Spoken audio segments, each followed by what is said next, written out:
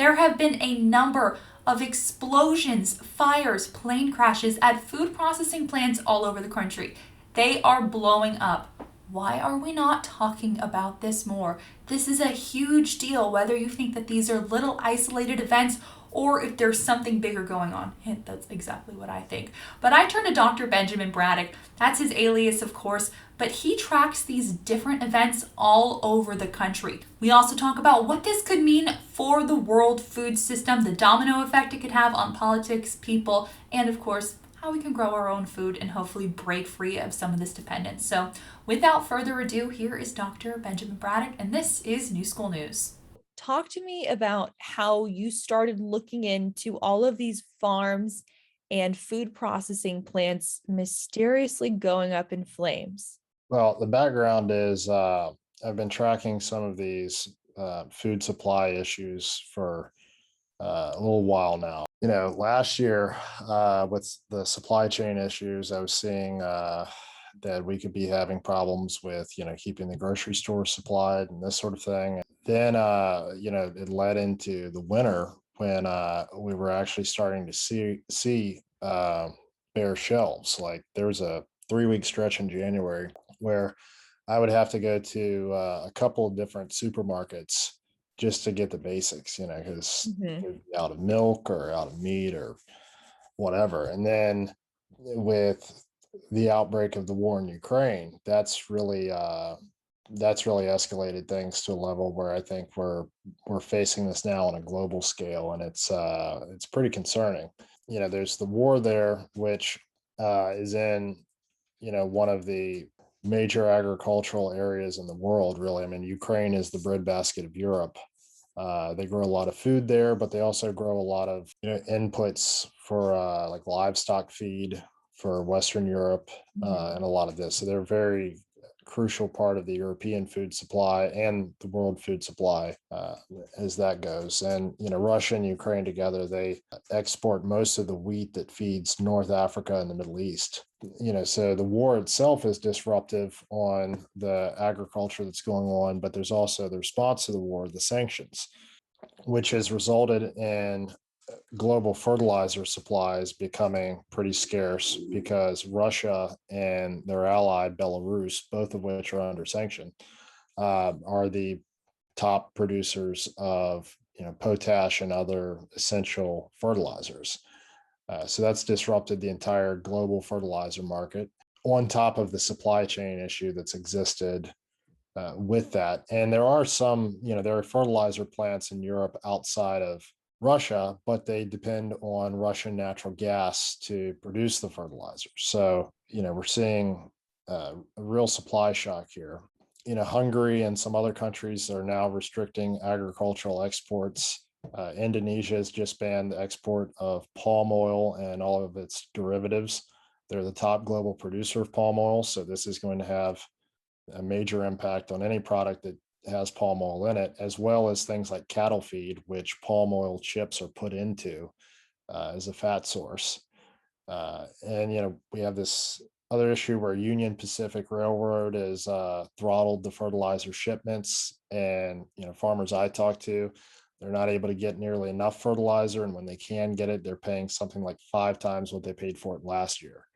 So we're going to have major supply issues even here. So with that in mind, I took some steps to make sure I had enough food laid in at Oh, in yeah. my own house to make sure. So I had an order with Azure Standard, which they're the largest independent distributor of food in the United States. And then I got this email from them that my order would be delayed because their headquarters had burned down. Well, I had remembered that Walmart distribution center fire in Indianapolis last month, which is just absolutely massive. If you've seen the video of it, I was just kind of curious, and I just looked up on Google News, like food production fires, just a few different keywords. Tried that, and I started seeing all of these different events going on. A lot of it was just in local papers. There wasn't a lot of national coverage on any of this. In places like Taylor Farms in Salinas, California, which is absolutely massive, in terms of like packaged salads and stuff. And then, you know, just other weird things like plane crashing into a potato chip factory in Idaho.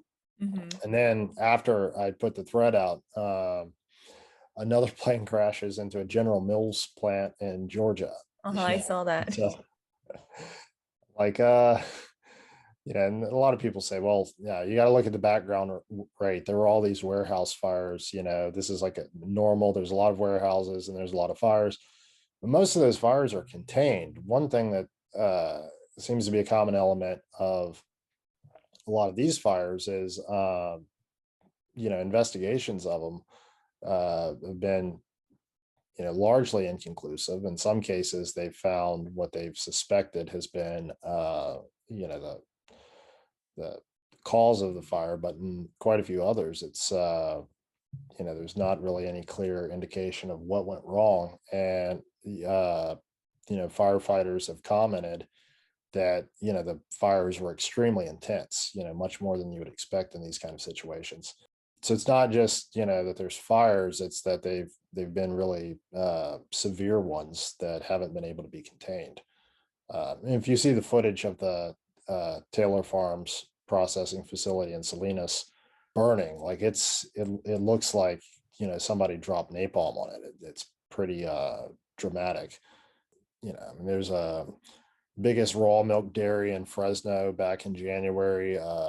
They burned up completely. So just a lot of these things around. So I put these together and put that out there. And I mean, I haven't advanced the theory as to the cause of it, because I really, I don't know. And I could see plausible explanations, quite a few of them. I mean, one thing is, it seems like workers during COVID have, just my observation is they seem to not care so much about what they're doing. There's kind of an apathy out there. And so, is that leading to more accidents, or, is this a systemic thing where, kind of feels like the last third of the book Atlas Shrugged? Is it the third seal of Revelations? And, this is a very supernatural thing, or, is there sabotage? Like, is this a way for China or Russia to respond to the sanctions? Yeah, I don't know. I feel like we need to say the quiet part out loud. Everyone's curious about, is this arson? Is this planned? Because a lot of people, I think, saw food shortages coming. Don't buy into the news headlines one day that might come saying, oh, we should be eating crickets or we should be eating Beyond Meat. And now Yeah. that's happening. Now we are pushing that. So I think a lot of people are starting to say, hey, Yeah, and planned. it is all very suspicious. I mean, Bill Gates buys up massive amounts of farmland. The World Economic Forum has run food shortage simulations, all of this stuff. I mean, it really, it's not a huge leap to just think of this as being, some kind of deliberate plot. It's just, it's a lot of times it's hard for me to distinguish between the systemic results of incompetence or deliberate malice. A lot of times you could see a plausible explanation either way. But I didn't. I wasn't strongly enough in one camp or another as far as what the explanation may be, even if it was a eco-terroristic type situation. The early 2000s, the Earth Liberation Front was really active with this kind of thing. Mhm. At slaughterhouses and places where livestock are farmed and this sort of thing. So and arson is one of those crimes where I think the successful prosecution rate is something like 3%. It's extremely hard to prosecute, to even find the perpetrators of arson. But even if you do find them, it's very hard to prosecute them. So yeah, it's I think there's a lot of compelling theories that you could sort of come up with for for what the cause is behind all of this. But um, I think it's just it's interesting that it's happening, and it doesn't seem like there's been a lot of mainstream attention towards that. Of course, that might be deliberate, and that you wouldn't want to start a panic, because then when people panic buy, you tend to have self-perpetuating shortages. So even when you really have enough that would normally replenish the supply, people have gotten the habit of just grabbing whatever they can. The toilet paper Yeah, syndrome. yeah, it's very hard to get out of. Yeah, I think any of us who experienced, what it was like in March and April of 2020, we're all a little we're all a little gun shy after all of that, because in my local grocery store, and in an area where it's fairly affluent, suburban upper middle class. I remember talking to a guy who cut meat there, because it was pretty premium grocery store with an in-house butcher and all of this sort of thing, who was physically assaulted by two different suburban housewives because there wasn't meat available. Like, Oh my God. this is They just should they should unimaginable to talk to them run about our this. police force. Yeah, and I mean, I got actually to the point where I got in contact with some people I knew on the police force, saying like, when they do these restocks, maybe you guys should have like a couple of officers around just to keep Keep away from those suburban housewives Yeah. in between watching Bravo coming to get the meat from the grocery store. My family and a lot of people in my social circle were, I think, a lot more chill about it, because a lot of us have gardens, have a lot of canned food already, from summer to summer, and potatoes in the root cellar and this sort of thing. So we could weather a few months no problem, and then beyond that point, we know how to hunt. So that was less of a concern. So I could see where someone in a position where they completely depend on the food supply chain, that they could be I think a lot more freaked out by all this sort of thing. But and aside from some of these other things I mentioned, I mean, we've got the bird flu going around, where we're at 30 million chickens and turkeys culled so far and counting. I saw some media sources said they expect it to be a lot worse, because we're still fairly early in this, and there's no sign that we've done much to actually contain this flu. And the culling is really bad too, because I mean they're using in some cases just heat. They shut up the chicken houses, and it's basically like a suffocation heat stroke combo. You could say, in a sense, the chickens are coming home to roost, because we've pursued this industrialized food production strategy where we crowd hundreds of thousands of birds together in a dark indoor space, and rely on vaccines to just try to stay ahead of the latest viruses that are spreading among them. But this type of industrial farming, it creates the perfect conditions for extremely pathogenic new strains of flus and other viruses to mutate to ever more lethal forms.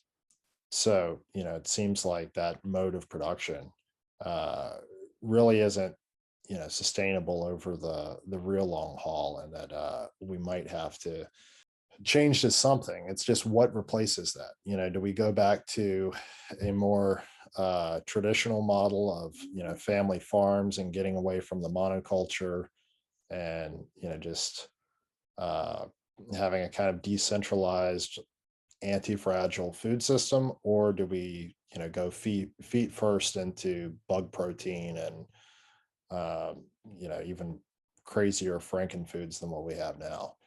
What did you think when the Tucker Carlson clip came out, where he starts talking about all of these different random acts of fire happening at all of these different food plants? Well, I thought it was good, because my main objective is just to get the information out there. like Dan Bongino had read the thread on his radio show, and because I was wondering what happened, because there was this like influx of followers on Twitter. I was like, where are these people coming from? But and then somebody mentioned to me that they were like, I heard I heard you mentioned on Bongino's show. But yeah, I think Tucker had a guest on, and he was talking about some of this too. So I don't know. I really just care about getting the message out there. I know the guys over on his show, they're good producers, good about crediting and stuff. And sometimes, stuff just takes off like wildfire, right? And it's hard for show producers to track down original sources. And I'm not even sure, if I was an original source. Yeah, I was going to Um, ask, do you feel like you deserve a hat tip? that's not really what I'm after, because this is just a side thing. I'm not really making any money off of it. There's no career angle, none of this. So I'm pretty chill about that. It's the internet. So So I'm just going to throw out a theory out there. I know journalists aren't supposed to have opinions, but my career could be going down in flames as much as one of those farms are. So I might as well just throw it out there. Gosh, this was a couple of years ago, and I remember I was listening to a podcast, and it was about crime. It was probably one of those trash junkie crime podcasts that you listen to when you're driving through rural Nebraska, as one does. And they were talking about how a really common characteristic of criminals who abduct people and kidnap people is they do not feed their hostages meat. They'll feed them sugar sticks, but they won't feed them meat because protein is what keeps them strong and keeps their brain function going well. And if they're having meat, they might be smart enough to figure out an escape strategy. But if you keep them hyped up on sugar, then they'll be too weak to brainstorm a strategy to get out of that situation. At the time, I was a pescatarian. It was probably just a phase, but it was one of those moments where I was driving and I thought maybe I should start eating meat again. My fingernails were actually breaking at the time and I hadn't entirely put it together. Going off of that theory, I have to think between the Bill Gates buying up farmland and all of these possibly legitimate but suspicious activities happening on farms, is this a strategic move to get people to eat less meat or less healthy foods that could improve their brain function? yeah, I mean, there's a very clear sort of medical case kind of for this, right? Meat tends to trigger dopamine release. So when you're just feeding people, this other stuff, you're messing with their neurotransmitter balance. And when you lower the dopamine levels, it's easier to put people into a state of learned helplessness, where basically they just stop respond. They stop trying to escape the situation, and they kind of accept it. It's kind of like a rat who will just lay there and still be receiving these electrical shocks and not even try to avoid it. That angle of it, I think it definitely does make sense. And of course, all the other things that go along with, animal protein consumption on a hormonal level, right? So you physically do become weaker, especially with, like lower testosterone and this sort of thing. And I know lower testosterone, it doesn't It's sounds not cute. scarier. Sounds scarier more to men, right? Because we have this kind of cultural idea that, okay, testosterone's the male hormone and estrogen's the female hormone. Both sexes have testosterone and estrogen, and it's essential in both sexes. It's just in different ratios, because women have higher levels of cellular stress because their cells divide more rapidly, so they tend to have more estrogen to kind of counteract that. But lower testosterone in women is also a disaster, I mean, even to the point of shutting down fertility. So That's another theory too. yeah, The population control. I'm just throwing it all out there. I mean, what would you be doing differently if you were trying to make the Georgia Guidestones a reality? It's an eerie time to live in. So you track these instances of all of this happening all over the country. And also, I mean, I read your thread, it's not just the US where this is happening. What are some commonalities that you found when you poke around and look at these different fires? Commonalities are often that it's suspicious circumstances, and that like there's not really a reason that's commonly identified for the fire. And sometimes they'll throw out theories like, well, we thought that this corn spontaneously combusted, but somehow the building burned from the outside in, which is opposite of what you would have expected if the corn is spontaneously combusted. That's one of them. And then the others, they tend to occur in, sort of geopolitically sensitive places, like there was a fire in Taiwan at the Carrefour distribution center, it was an absolutely massive grocery distributor. And, just this insane blaze and all of this. Well, you start thinking, well, this is in Taiwan, right? It's like, is this China making a move? And then you see too, like in Shanghai, you see, you know, Communist Party officials um, out there like digging up people's gardens, right? It's like so bizarre. And the the excuse is, well, the vegetables may have coronavirus on them, so we have to take a hoe and like chop them. Gosh. It's but you don't see a lot of this kind of thing in like Switzerland, right? It's sort of in your hot zones, places where there's a lot of geopolitical intrigue. What do you think comes next? Because I think you and I are some of the people who, for a couple years, have been thinking about this, maybe sooner than the masses have been thinking about it. But now that if you live in Georgia and you turn on your local news, you're seeing that it's hitting close to home. Literally, a plane is hitting close to home. Maybe some people are waking up and thinking, oh man, this food shortage, it might be premeditated. Maybe I should be more prepared with my family and my kids. Yeah, I mean, I think that's really realistically the only thing that you can do on an individual level. Um, I mean, I hope enough policymakers wake up and enough people wake up to put some political pressure on governments to try to avert this. But the powers that be, it seems like they're pretty. They don't seem to care about it, right? I mean, you have the World Trade Organization chief saying that Brazil may be the savior of the world because of their agricultural capacity, but at the same time, Wall Street Journal reported that during his entire tenure as president, Joe Biden has not spoken once with the president of Brazil, despite the president of Brazil repeatedly trying to get in contact with him. And this is a major non-NATO ally. So it seems like this, petty political grudge match between Biden and Bolsonaro has, it's taking precedence over us improving relations with, a key agricultural player. And, even if they don't, even if we don't need to import that much food to avert a famine here, I think what'll probably happen is across the first world, those governments will buy up a lot of the global food supply. And in places like sub Saharan Africa, where 80 to 90% of the population of most of those countries, most of their income, nearly all of it, is going to food, right? They don't have a margin to pay more for food. I think it's very likely that we'll see a massive, massive crisis of, migrants trying to flee famines in the third world to come to Europe and the United States.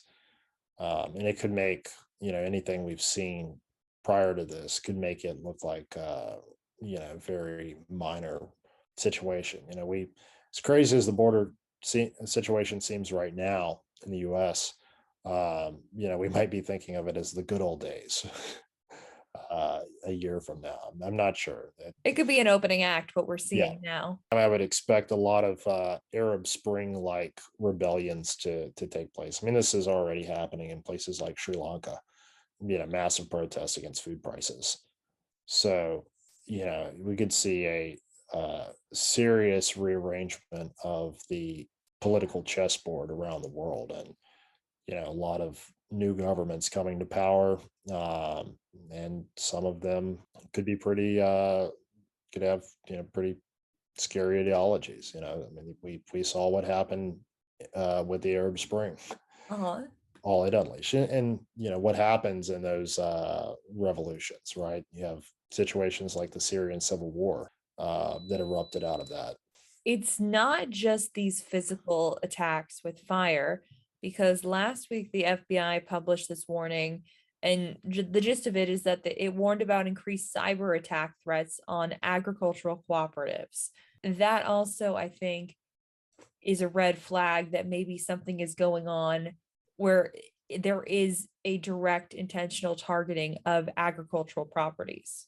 Yes, I think that's a major layer of concern on top of it, especially these food processing plants, which are highly computerized. You could see if cyber warfare, kind of like the Stuxnet virus that was used against Iran's nuclear facilities, where the software basically is returning normal readings to the control panel, but is also speeding up the centrifuges and hiding it, and stuff just starts catching on fire from friction. I had a class, this was a decade ago now, with someone who was on cybersecurity, and the professor was a Pentagon consultant, and he was talking about just how fragile our infrastructure was against these kind of attacks. And we saw a big uptick in cyber attacks after the pandemic was underway. There was the Colonial Pipeline attack last year that shut down a lot of the Mid-Atlantic's gasoline supplies for a week or two. And one thing about that's kind of interesting is when the Federal Reserve started pumping massive amounts of cash into the economy, a lot of Silicon Valley venture capitalists, they switched their investments to just like the stock market and crypto, right? Because everything was hot. You could make money on the stock market. You didn't need to invest in a startup, which is much riskier. So a lot of the startup funding in the Valley dried up. And as a result, these startups had to let go of a lot of their engineering teams. Well, most software engineering now with startups is done in places like Ukraine, Romania, other Eastern European countries, because you can pay programmers much less, but you still have access to really good, coders and engineers and such, right? You can get the equivalent of what you would have to pay someone in the Bay Area, $250,000 to do every year. You can get that for $10 an hour by outsourcing to Ukraine. So when the money dried up and they let a lot of these teams go, the organized criminal organizations over there started hiring them up and using them for ransomware instead, which is kind of a funny or strange side effect to the whole thing of us shutting down and pumping massive amounts of money into the economy. Another one of these unforeseen consequences. Because back then people they didn't think beyond the first order of consequences. It was just like, we'll shut it down, we'll pump a bunch of money into it. And they didn't really think out any further about what this might mean. So it's just more disruption from a series of very bad policy decisions. When it comes to your own food supply, if you're going to do a garden, a lot of what you should concentrate on growing will be things that you can either can and preserve for, like canned tomatoes will keep a couple years at least. But other things like potatoes, right? You can store them for months on end. Onions. So when you're planning out your garden, kind of keep an eye on things like, calorie density and storage potential of what you're growing. Because like summer squash, that's not what you need to be focused on. All right, words to the wise. And I think you also make people think that, you don't need to be a family farmer with a lifetime of knowledge to grow your own food. Like you can start somewhere. You could start by just growing a small little vegetable patch in your backyard and go from there. Yep. Yeah. You got to start somewhere, and it takes time to learn the skills. And the other nice thing about it is, even if we avert the shortages and there's no major disruption to supplies, it's still a really good hobby to have. So, That's not really true. any downside to to vegetable gardening. Thank you so much for talking to me, Dr. Benjamin Braddock. I appreciate it. The easiest way to never miss a video is to subscribe here on Rumble. There's a green subscribe button, and if you haven't already, please click it. I'm Allison Royal, and this is New School News.